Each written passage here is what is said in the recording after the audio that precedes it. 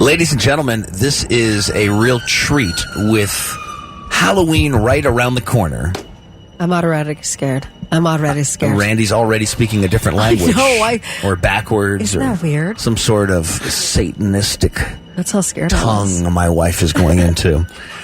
Yes, Loper and Randi here with Chillicothe's finest, Neal Parks. Yes, Neal. Who is a ghost hunter, who is a man of Sasquatch. He just wrote a book that came out last Friday. It dropped in bookstores. I'm sure online as well. What's up, Neal Parks? How are you doing again? I was going to tell you what it's called. Blood Alley Stories. Chillicothe Makes a Book and Other Creepy Tales. It's the anthology series where all of us who were involved in the first Chillicothe Makes a Movie project, which was called Blood Alley, came together to write a book that will propel the second story in the universe, the sequel to the movie. How scary is Chillicothe? Pretty darn scary. You consider all the horrible news that has been out for a while now about Chillicothe being like the world's leading ground zero for opiate crisis. This is a nice way to take that negative attention away from such a small, fine community and actually inject something artistic and beautiful into it. Mm-hmm. Yeah. Like scary ghosts. I mean, I don't think of that at all when I think of Chillicothe. I mean, all I can think about is Tecumseh, my friend. Speaking of Tecumseh, there's a theater. The Tecumseh Theater's got a fully interactive Sleepy Hollow experience. I don't know if you've heard about that. Oh, no, I haven't. I'm from right down the road on 23 from you, and where I'm from, we call it a holler. So I don't know if that's a Sleepy Holler. Well, the road I grew up on was called Bumtown Holler. It was because the trains went through there at that point, and the hobos would hop on and off and set up camp there. So it was called Bumtown Hollow, but that was in Pike County. With the Sleepy Hollow experience, it's part outdoor drama, part dinner theater. Do they use the Tecumseh stage? Yes, they do. Oh, wow. Yeah, and you get to take part in the actual drama itself. It's kind of like a whodunit thing almost. But it's Sleepy Hollow. That's crazy, like huh? Sleepy Hollow that's experience. like the Headless Horseman dude, right? Yes. Yes, I love that. Oh, so that's perfect. So they roll up with so the horses have gigs in the Crane. wintertime. I love it, man. Yeah, look at this, Kelly. I mean, they really getting these horses working down there in Chillicothe. Yeah. You know, a lot of people say, hey, those Tecumseh horses are very lazy in the fall, winter, and spring. Let's get them working. So what would I do if I wanted to go? Like, where do I look this up at? Like, you would just go to Google, look up Tecumseh Theater, Chillicothe, and it gives you all of the nitty-gritty bare bones to what you need to find. Like I'm that, doing man. it right now. I think they should do more stuff down there. Thank you, Neal. Oh, you're welcome. A few seasons ago, they did a Shakespeare season. Really? They haven't done that since then, but the new thing is the Sleepy Hollow experience. I'm still waiting for my starring role in whatever they need me in. You know what's so funny? The most Google thing about it is Sleepy Hollow Tecumseh, so it sounds like he's going to star in it. But wouldn't that be a twist? Guess who What the a Headless twist. Horseman is? I know. Friggin' Tecumseh. Guess who's back, guys?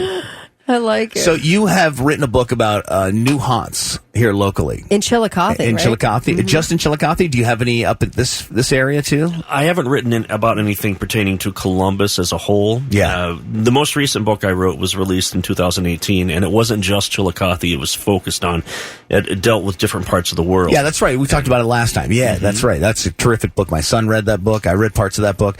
All right, so this book, down in Chillicothe, like, where are some of these haunted places? I don't want to give away all the good juice. Well, there's the Cross Keys Tavern. There's the Guest House Bed and Breakfast. Wait, so the Cross Keys Tavern, where's this at? That's on Main Street. Right on Main Street. What makes it so haunted? Like, you walk in, do you feel it? The thing about so many old downtown properties is the fact that during the flu outbreak of 1918 in Chillicothe, Camp Sherman was ground zero for that. So they ran out of room to store bodies of people and soldiers that were dying from this because they weren't properly quarantined, and the morgue ran out of room, so they were stockpiling bodies in different properties. Cross Keys being one of them, the Majestic Theater being another. Wow. Even some homes that people live in today were dropping points for bodies, and those people at that time weren't clinically dead.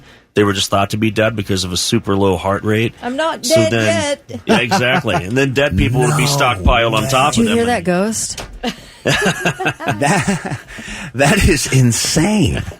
So these people thought to be dead. I mean, that's the real phrase, left for dead, right? Yeah. Oh, I don't want to catch it. And so the thought is there's some spirits that obviously aren't so happy about being left for dead. Loper, you're getting it. That's exactly what's happening. But where are they in the bar? Like, where did you experience this? Well, of course, traditionally, the basement. The basement of the bar itself, there's an entity that's referred to as Herald that dwells in this area. And every time you go into the basement area, there's this extreme, thick energy that you walk through, kind of like the fog I drove through today to get here, which I thought I was going to die 7 times. Right. You could literally take a fork into the fog itself and it would stay put.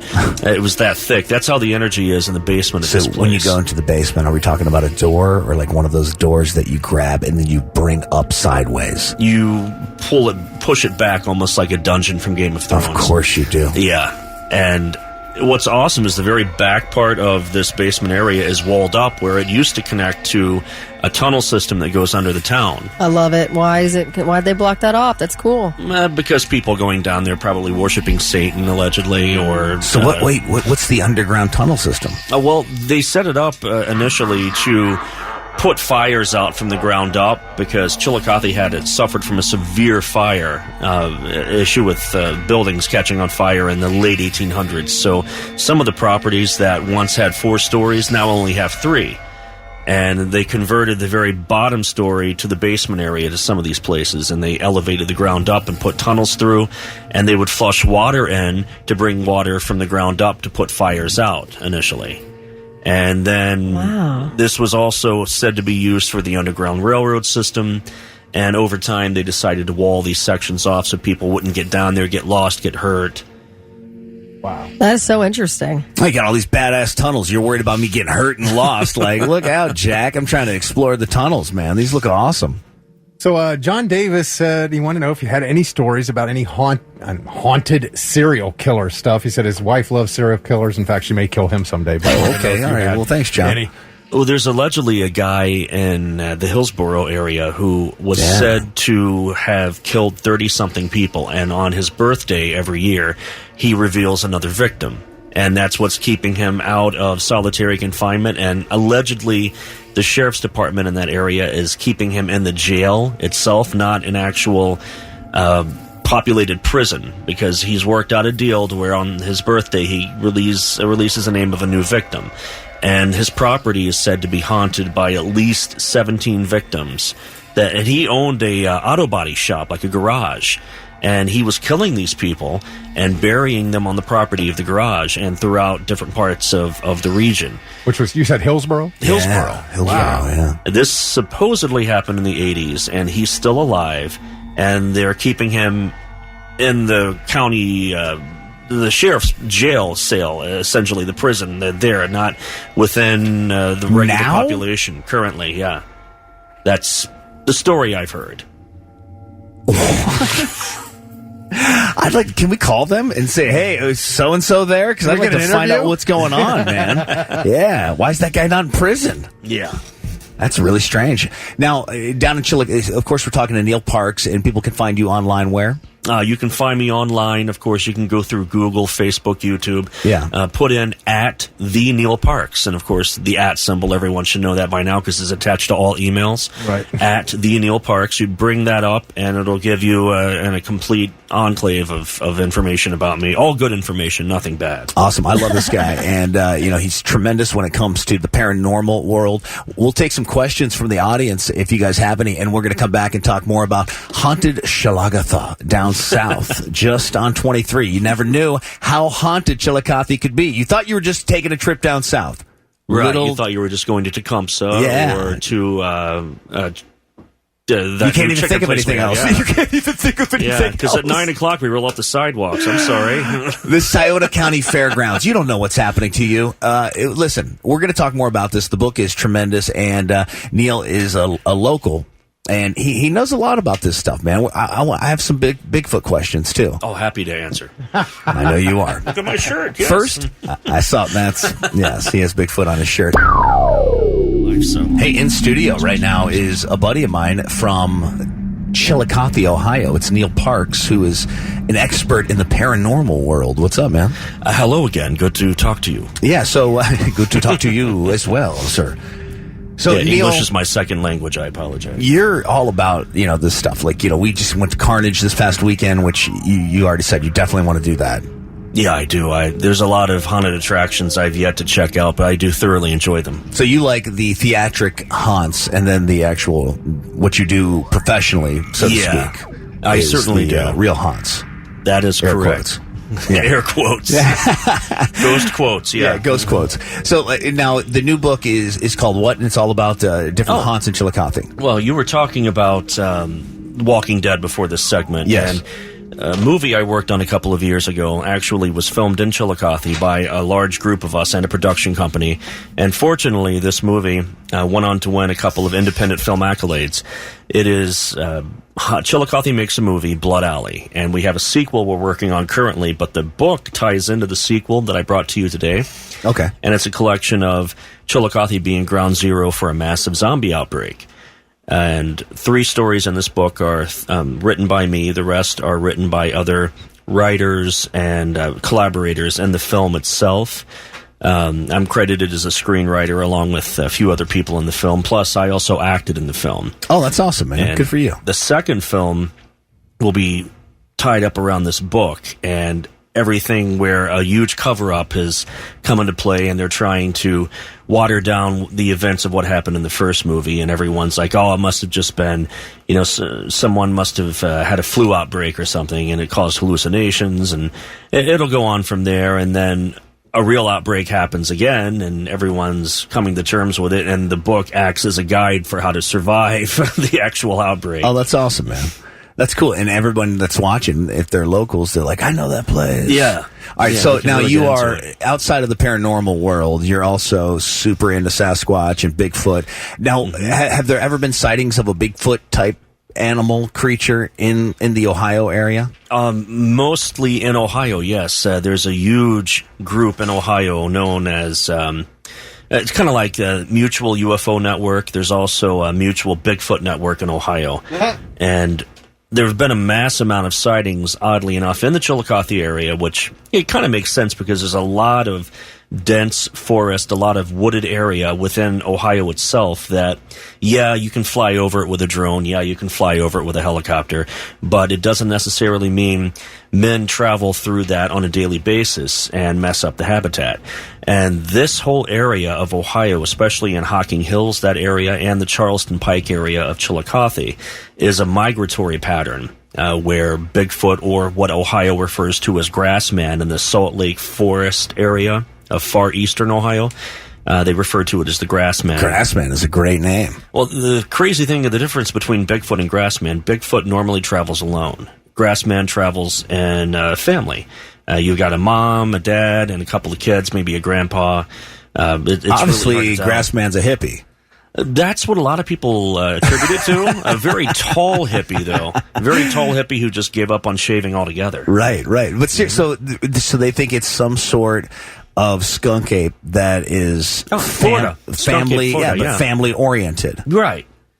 They really, and what's funny is with a lot of these sightings, you find footprints, you find strange hairs that have a mesh of DNA in them when they do tests on it, and it always has some sort of a human attribute to it. But then you never find a Bigfoot body. They've never found one where, like, oh, Bigfoot had a stroke and he's just lying there by the creek. Nothing like that. Whatever happened to Harry?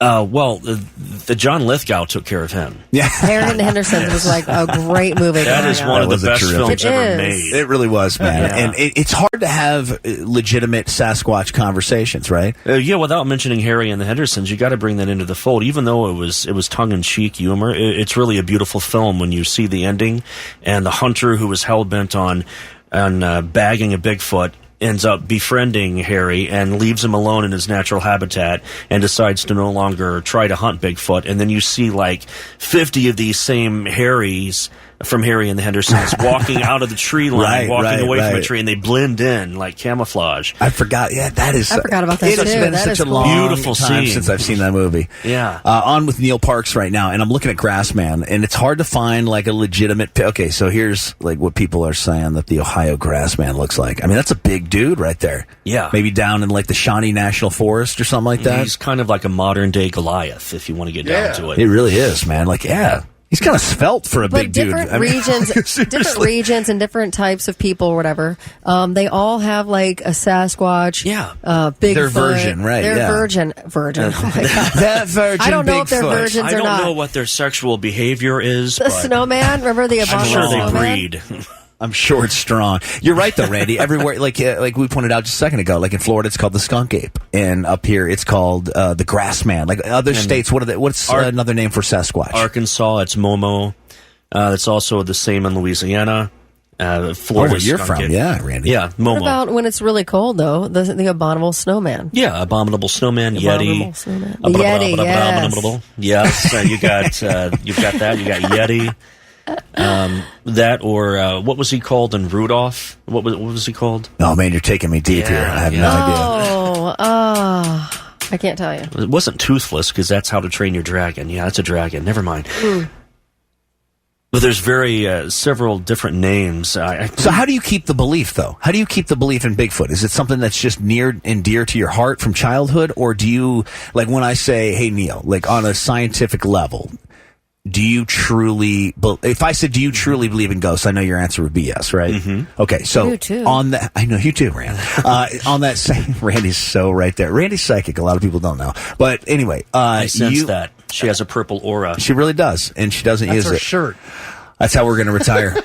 Anyway, Boy, peripheral vision's going bad today. Let me move my glasses here. On the foundation that you've built your paranormal career, where people trust you and they value your opinion, where is your belief in there is a Sasquatch and we just haven't found him yet? Well, you mentioned near and dear to me. Yeah, it's something that I've been fascinated with as a kid. It was early documentaries hosted by like Leonard Nimoy in the 1970s. Sure. Right? And that's what really sucked me in because, Spock's not going to lie. He's not going to make stuff up. It's freaking Spock. Right. So, and the fact Kirk, that, on the other hand. Yeah, I wouldn't trust him. He's like a sleazy car salesman. So I look at the Sasquatch, Yeti, skunk ape, whatever you want to call it, and I consider the fact that we've only thoroughly explored about 7 to 10% of the world's oceans.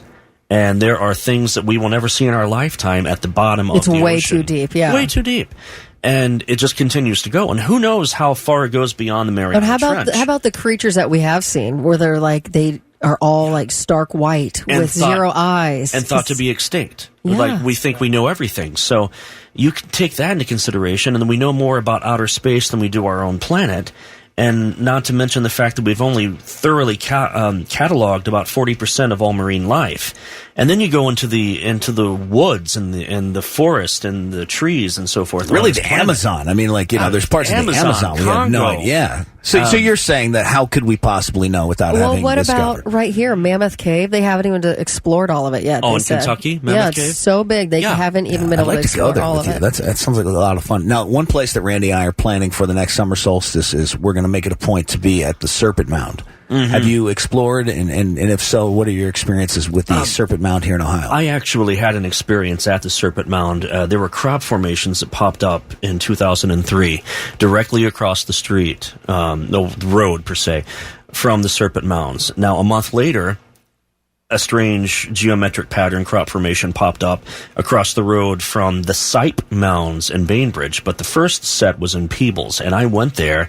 Okay. And first time I was turned away because it's on somebody's personal property? Yeah, it was on personal property. I got to know the woman in passing, and she allowed me to come on her own terms. The other people that were there were like specialists and authorities, ghost quotes, and they were saying, this area is quarantined, we're checking for radiation, we're checking for this, and I waited around, they weren't going to let me on the site, so I came back about 2 weeks later, and there's no one around, and the woman, I know she's home across the road.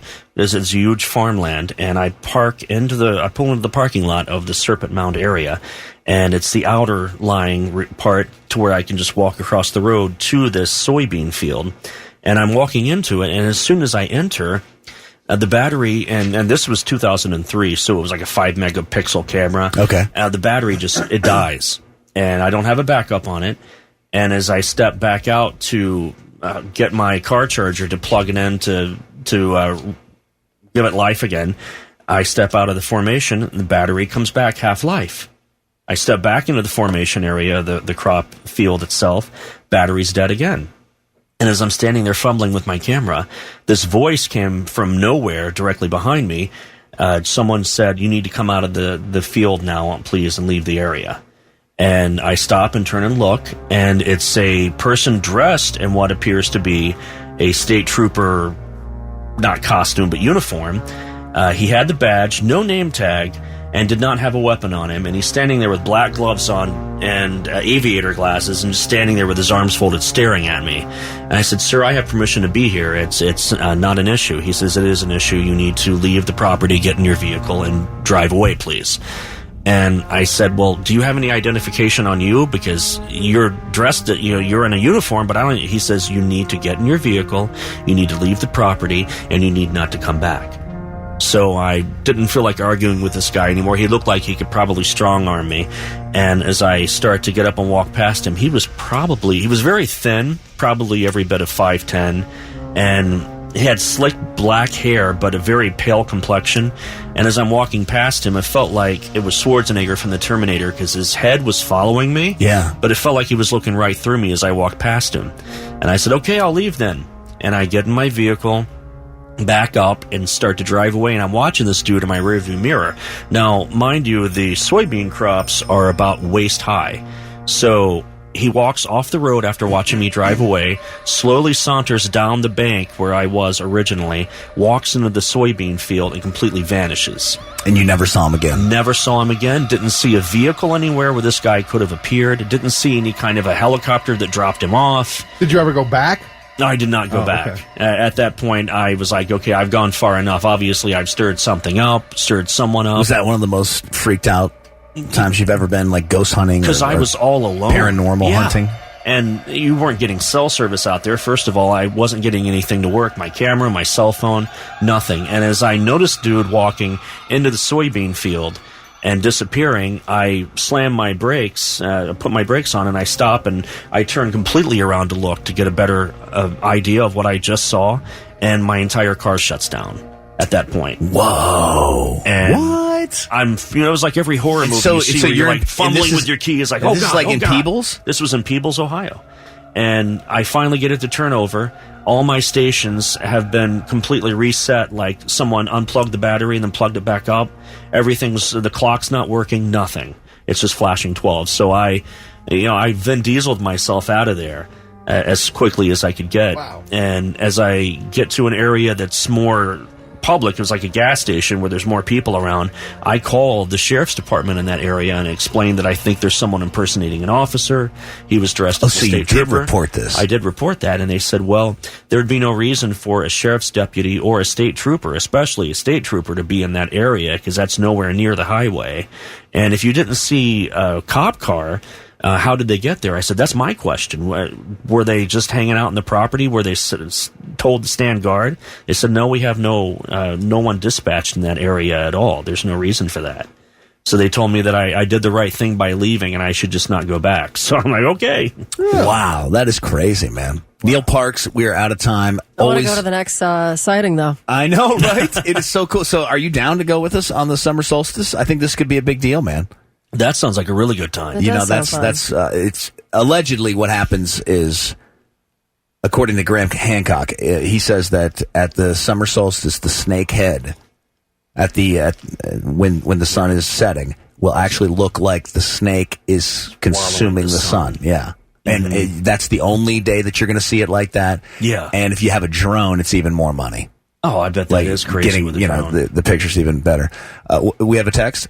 Terry wants to know if you know anything about Moonville down in Vinton County. Oh, yeah. People ask me about that a lot. What is that? The Moonville Tunnel. There are two places you can go in particular to get directions. I suggest getting directions to it online. It's a lot better.